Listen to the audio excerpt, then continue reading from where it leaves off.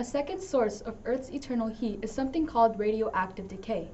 When Earth's gravity pulled all of that space stuff towards Earth during accretion, some things that were pulled in included elements like uranium-235. These types of elements are called radioactive. Radioactive elements will naturally decay or fall apart.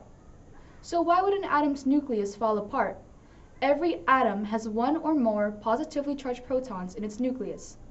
The problem that atoms have is that all of those positively charged protons don't like being shoved together inside of the small space of the nucleus.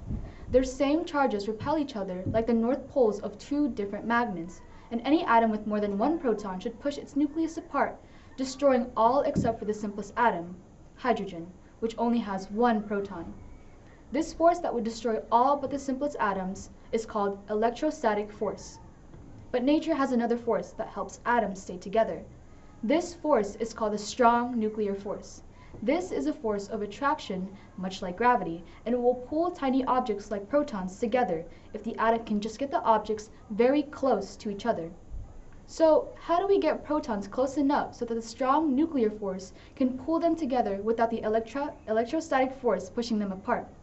The neutron comes to the rescue.